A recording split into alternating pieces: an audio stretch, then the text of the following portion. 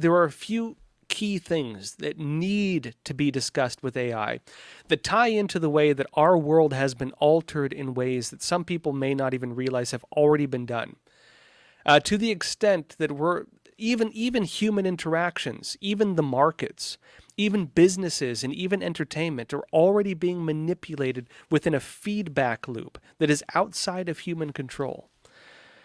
And I want to explain to you the real dystopia that is already existing, that has been created by these systems, and how AI and in its recent developments is going to amplify what has already been taking place. I'm going to go into some things that people may not be aware of. Let me show you this first.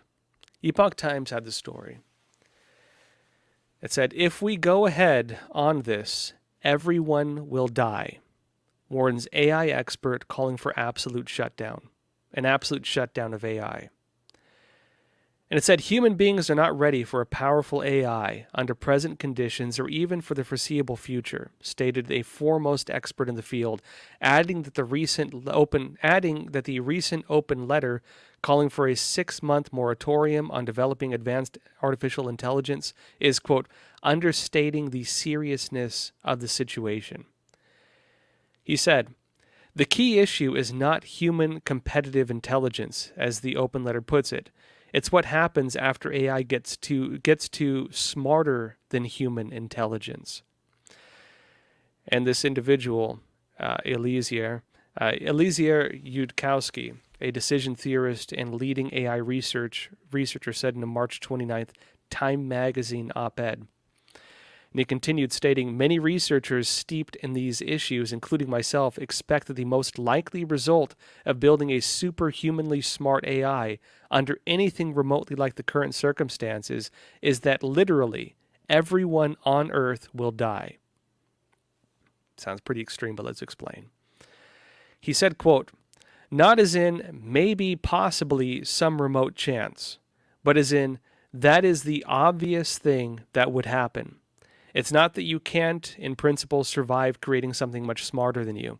It's that it would require precision and preparation and new scientific insights, and probably not having AI systems composed of giant, inscrutable arrays of fractional numbers. Again, he wrote this in a Time magazine piece. It says, after the recent popularity and explosive growth of ChatGPT, several business leaders and researchers, now totaling 1,843, including Elon Musk and Steve Wozniak, one of the founders of Apple, signed a letter calling on, quote, all AI labs to immediately pause for at least 6 months the training of AI systems more powerful than ChatGPT-4 and it says GPT-4 released in March and is the latest version of OpenAI's chat box, ChatGPT. Further, it states that Yudkowsky predicts that in the absence of meticulous preparation, the AI will have vastly different demands from humans, and once self-aware will, quote, not care for us, nor any other sentient life. And he said, quote, that kind of caring is something that could, in principle, be imbued into an AI, but we are not ready and do not currently know how. This is the reason why he's calling for the absolute shutdown. Now, I should note briefly, I don't think they can shut it down. I don't think they can even pause it. The reality is people have already built businesses around it. You already have like BuzzFeed even implementing it into like their journalistic practices. You already have home versions of it where you can download and install locally versions of ChatGPT-4.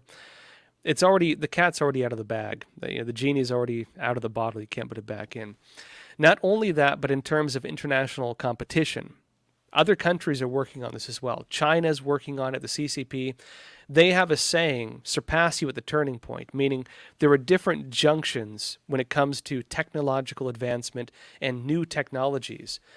Their programs, China 2025, now China 2030, programs like Project 863, for example, already detail their intent. They have programs for this, detail their intent to what they call, again, surpass you at the turning point, meaning beat the United States at within key high-tech areas, one of the main ones being AI.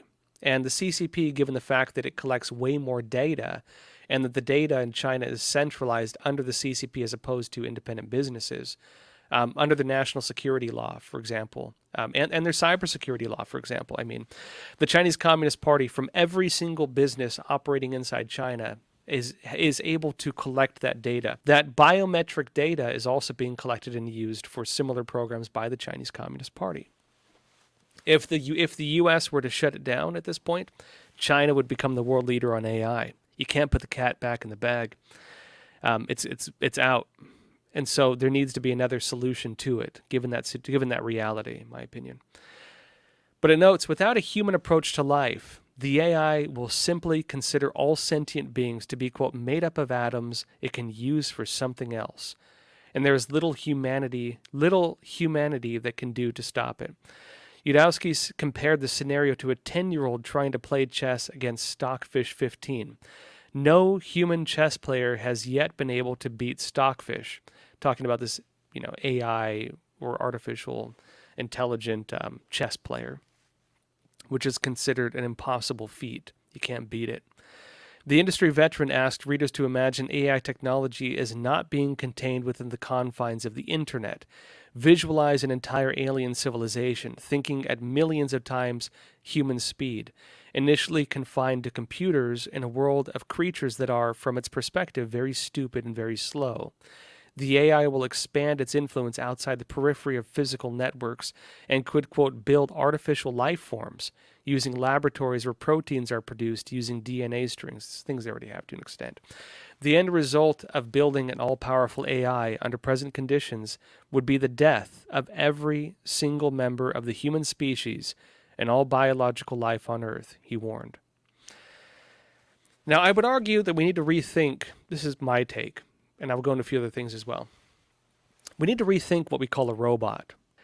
When you understand the nature of a robot, understand that it is merely an electronic system or an electronic infrastructure that is controlled by an artificial intelligence, and understand how much of our society has now been diverted to be run by such systems. The robot, in other words, could become the city itself. The robot, for example, could become the cars in the city and the computers in the city and the devices in the city, all of which are part of the body of this artificial intelligence. A decentralized robot, in other words, working through the networks that permeate all of these devices. That is what we have created already. Once you give that thing an intelligence and some degree of autonomy, who knows what it's going to do? Think of was it HAL 15 or what was it? Yeah, some of you mentioned the 15-minute cities and so on. Yeah. Now, we can also rethink a self-replicating robot, because one of the doomsday scenarios, as this person mentioned, is once a robot can self-replicate, once the AI can, for example, even access laboratories where it can create DNA strands and begin manufacturing its own species, begin getting into biotechnology and such, which is not an unforeseeable thing. I could even, for example, imagine that researchers at some of these facilities might even see it as useful to allow an AI to gain control over this, because you already see it, for example, with people doing code, who are, for example, using ChatGPT for putting in code for websites or programs or even video games, and having the ChatGPT 4. Actually, it was at HAL 9000. Thank you. Having the AI system actually find errors within the code and perfect their code. Understand that when you get into biotechnology and these things, it works in the same principles as coding, just to a much more granular level.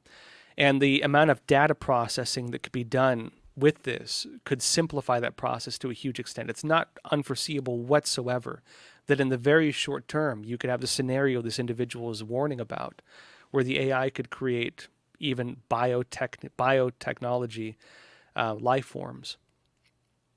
But aside from that very sci-fi perspective, we can look at what's already taking place. We can think of the body of an AI, the robot being the society itself, being the network of devices. AI, if it can create additional AIs, would achieve the same result.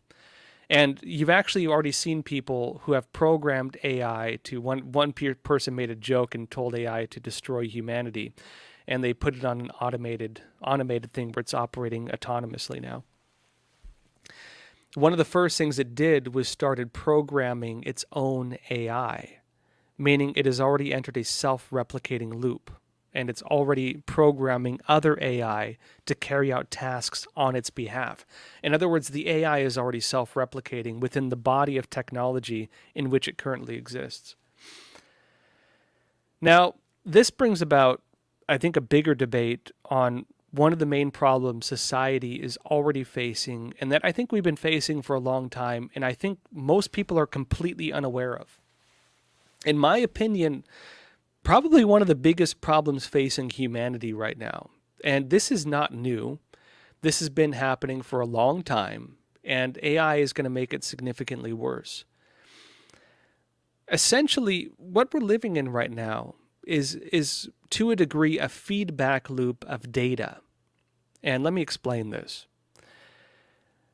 Understand one of the main ways that investment and market data changed with the advent of computers, actually with the advent of the internet. From the very early stages of the advent of the internet, one of the first things that was done was creating devices for market analysis and data and so on. People used it for advanced investment and things like this, right? Different people on Wall Street make a whole lot of money having technologies that monitor market data and speed up the task of investing or divesting or whatever else. Because, if you think of the Wall Street traders on the ground, an AI, an electronic system that can calculate data and do things very quickly can be more effective than any human trader working on the floor of Wall Street. That is already in place and has been in place for a very long time. And so we can understand that markets and investment, to an extent, are already run by AI, and they've been for decades. Understand now that the markets are informed by data collected by the AI. And so the AI is basing its investments off data. What happens then when the data is also created by AI? This is when you get into the realms of consumer feedback, the feedback loop within what people want and what people buy. This is entertainment, it's music, it's movies, all these things that we consume, that we desire. One of the reasons why Hollywood has become so utterly boring is because it's all based on formulas. One of the reasons why music seems so plastic these days is because a lot of it is AI generated. A lot of it is not even being done by people anymore. It's melodies and so on being developed by robots, by AI. And people, of course, just clean it up, essentially. So in other words, the data that informs the AI, that controls the market, is also now to an extent being run by AI. And what ChatGPT does, and these new AI coming out, OpenAI, is that it has increased the rate at which the information, or the degree to which information, is being generated by AI. Keep in mind that as things currently work, AI is pulling from human-generated information to a large extent. Human-generated news articles, human-generated studies, human-generated books and scientific papers, and so on. Because of the lack of ability to compete within that market, you're now having journalists, you're now having scientific researchers, you're now having bloggers and social media people turning to AI to automate processes and do their work for them. There are many people doing it already, even if the company is not asking them to do it because they're lazy and it makes their job easier. We're entering a state, in other words, where the data that AI is pulling from for its own analysis is also increasingly being generated by AI itself, to the extent that AI, in the short term it's been out, from what I've read, is already produced more information, more books, more pages, more so on, than the entire breadth of publishing in all of human history.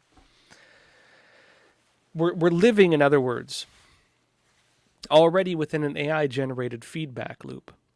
And this is one of the big things I'm concerned about, because the metric of what it provides on the consumer level, on the market level, the things it tells businesses they should make, the things it tells people based on, let's say, analytics based on your social media presence and the ads you're fed, right? A lot of that's AI driven. A lot of it's machine learning. And so the advertisements you might be shown, a lot of that is being done in an automated fashion. All of this is based on data. And based on this data, it's providing you with what you desire. Now understand what that means. The main metric of what is being provided by AI is human consumption. And that's what drives the market, of course, right? Which then informs what it provides to us, and then the market is determined essentially, if we break it down, the market is being determined by human desire. As morality deteriorates, as it feeds you these things more and more, what humans desire is also going to degenerate, meaning that what we want is going to be on a lower and lower moral threshold. And what AI is going to provide us is going to match what is the base of human desire.